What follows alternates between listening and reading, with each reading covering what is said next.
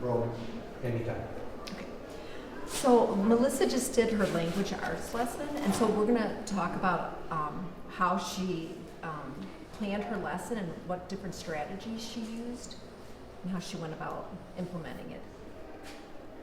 So Melissa, can you tell us some things that you used in the previous lesson that helped English language learners? Well, the first thing I did with planning my lesson was I made sure it was cross-curricular.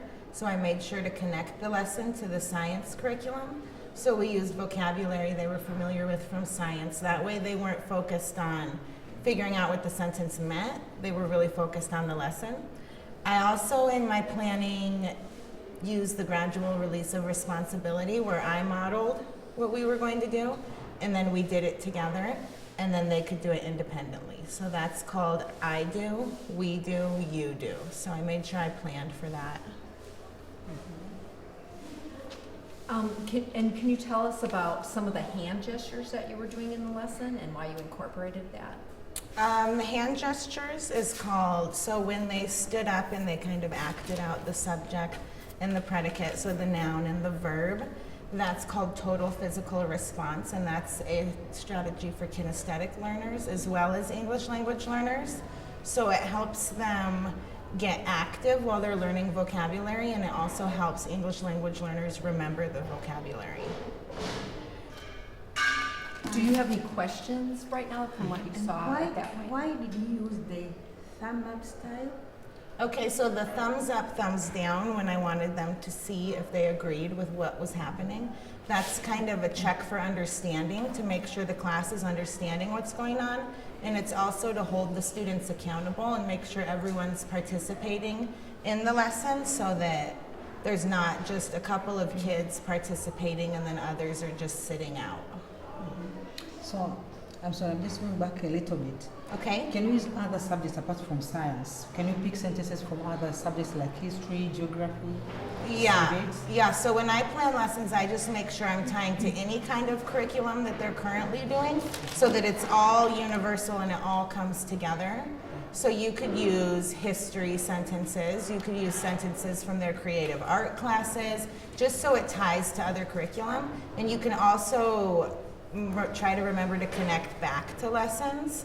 So you can connect the curriculum and then connect the scope and sequence of the subject you're teaching. So it doesn't have to just be language arts tied to science. You can tie it to anything you're teaching. And why did you use the class style? Okay, so the class, yes. Could we stop there? Could I Yeah. get you to ask that question again? When you were teaching, there was a style that you were using, that one of class. Why did you use that? So class, yes, is a strategy from a program called Whole Brain Learning. And it just keeps the class engaged.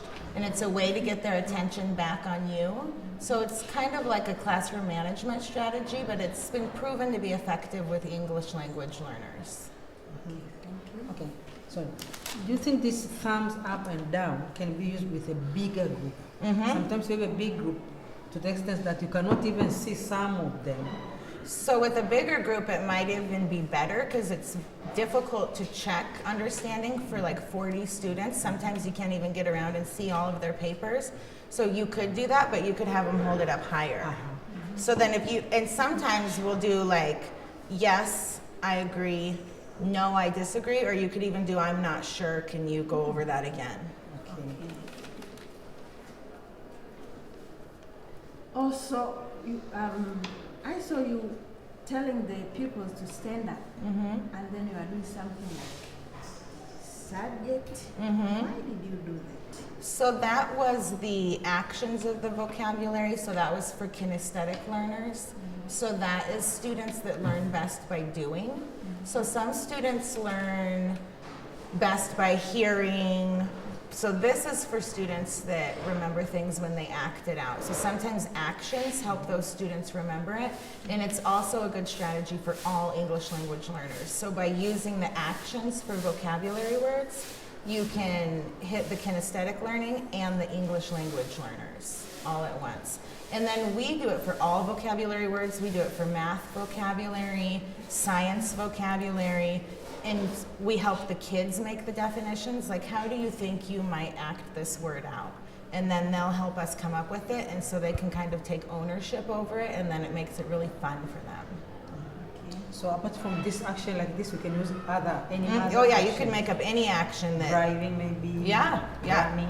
Yeah. Uh-huh. And when you're making up those actions, do you do that before the lesson and come up with it on your own, or is it something you do in class time? Well, sometimes I have it in my mind what I would do in case they can't come up with something, but they really do enjoy, like, what action would you do? Like, for the action part, every kid could do their favorite action. Some kids could be driving, some could be running. Baseball. So they can involve different actions in the same class, in the same lesson. Some can be running, some can be driving, Yeah. some can be jumping. Yeah, as long as it's an action that would demonstrate that it's a verb. And can we add from these groups A and B, can we do A, B, C, D, if you like? Yeah. A group, B group, C group, D group. Yeah, so within a group you could have A, B, C, D. The reason for that is you could say partner A share with partner B, and then you could say, okay, I'm going to call on A's, so be ready to share. That way they can think about it before they do it. Or you could say B's, tell me what A just shared with you, and that helps English language learners practice their listening skills and then their speaking skills. And you can do it with 4, if A, B, C, D, but I would also sometimes incorporate the A and the B, because think, pair, share is also a strategy for English language learners. So if you have a pair, you can say, okay, I'm going to ask a question and I want you to think about what the answer is. And then with your partner, share it with each other, and then you can have them share out, which is an extremely effective strategy for English language learners, because it gives them time to process the question you've asked, and then they can use their speaking, so it helps with their speaking to discuss it, and then they're ready to share. As opposed to just calling on a student that hasn't processed it or discussed it, they'd have a harder time answering. I think, but with this one, for example, they can think quickly, they can speak quickly. What do you do with those who write slowly? That write slowly? Well, in the think, pair, share, you're not always writing. It's mostly like a quick think and then a quick discussion, and then they share out with the class. So that one should be in short and easy to understand it. Yeah, it's just a way to help them process a question you're asking before they answer. So like if you know you're going to ask a question and call on a student, you might want to do a think, pair, share quickly before that, just so they're prepared to answer the question. What would be the difference if I, as a teacher, I decide to write those sentences and bring them ready, all sentences written, then I just give them while they're written? To have them pre-written, I think that would be okay. Yeah, it's just a different way to prepare the I think that resources. one of yours will help them to read, because that one she told that they can write, they can copy something from the board and write it down. That one will improve the skill of reading. So they read the sentence and then try to identify what they are being asked. Writing it down also helped. I know we weren't teaching a lesson on capitals or punctuation, but it also helped because some of the students were capitalizing random words in the sentence. So I could check that as I was walking through, and a couple of students, I told them, well, this isn't a proper noun or the beginning of a sentence, so don't capitalize it. So I caught other errors by having them write it. So by doing that, we're giving them more skills than just bringing the work ready. Well, and it makes it more independent. Yeah. And also to create attention. It creates attention and working on what they are asked to do. And of course, you'll also notice the slow learners because they'll always be the last one to work, so they'll need more help. More help. You can More time. identify them. So if your work, This also will help you to check out if your goal has been successful. By doing Yeah. that also. yeah. Because you'll know how many of them in your class did a great job quickly, Mhm. and then how many of them were just slowly to meet your goal. Mhm. And then that one will come up with the summary. What are you going to do with those who became the last to make to make that lesson be successful? How did your goals be successful? I think How do you check to make sure it's successful? So what did you do in the lesson this one, plan? what you did will help them to understand who, if your Like goal running has your been goal. successful, Mhm. but how many of them get it quickly and how many of them were slow to get it. I think most of them got it. Are you asking me how many didn't understand? No, I was trying to tell you that by doing having different skills which you have given Yeah. them will help you Yeah. to understand, because they'll be working as individuals, Right. independent.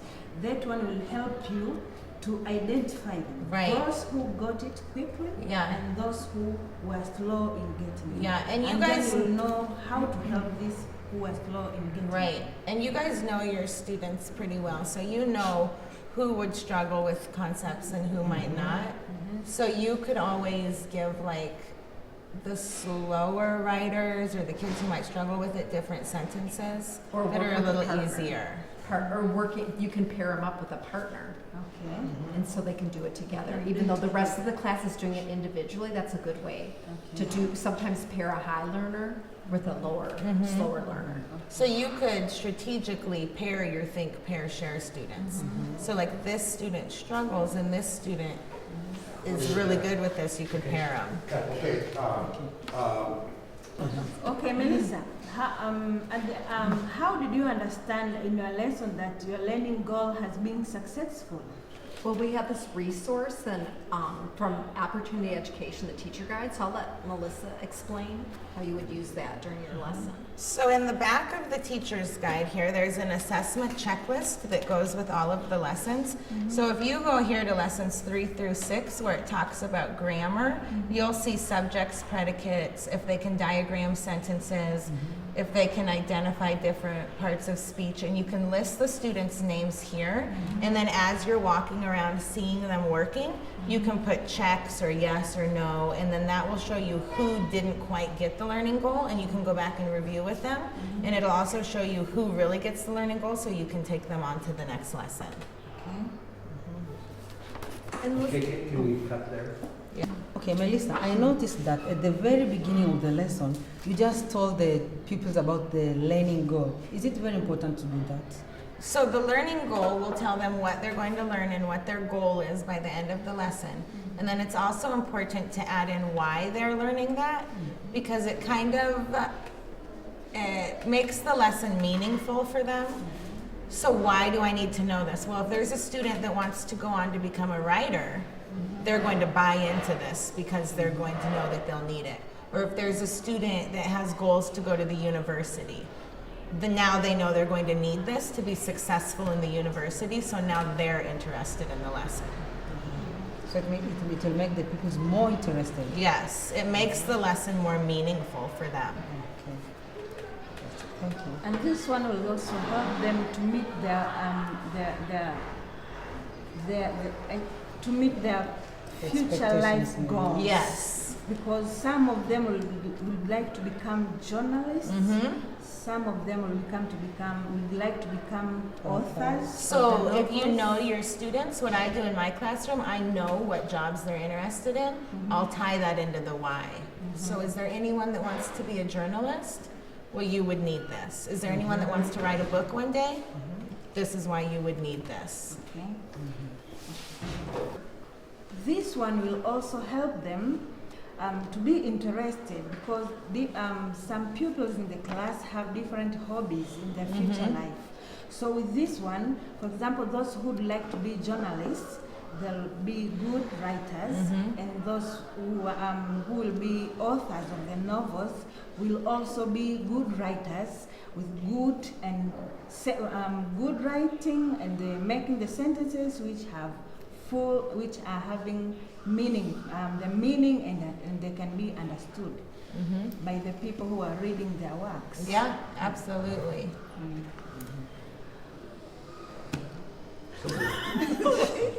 What about the kids that don't go to the university? It's just helping. Well, they're talking about jobs, so Right, kids but it that- helps anybody who's going to go to the university and write papers. Yeah.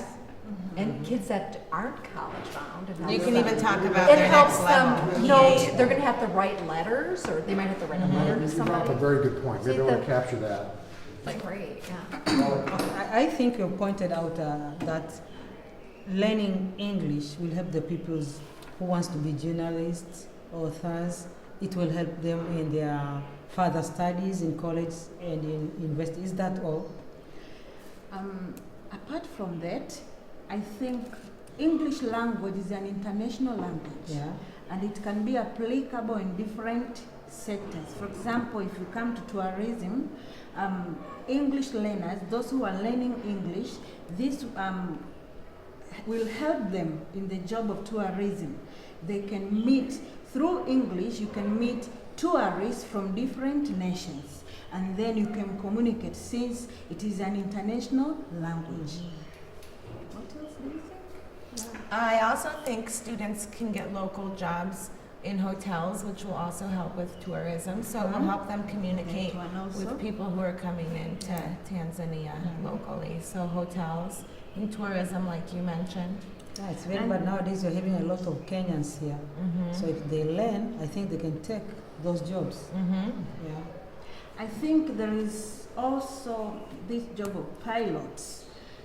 This is a worldwide, and since the person who wants to be a pilot must know English because he has to fly to different nations.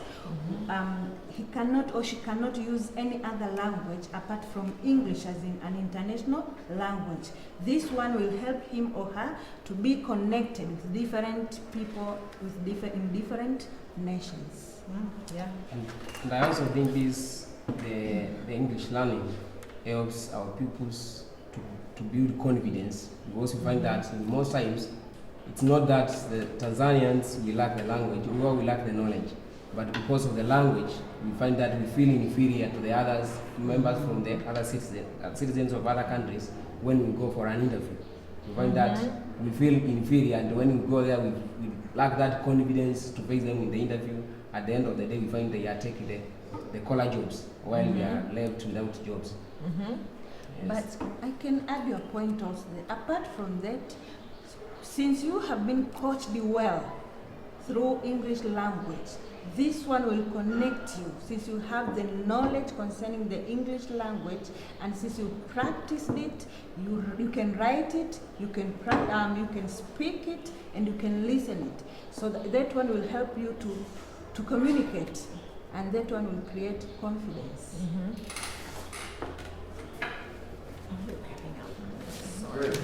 What's for lunch?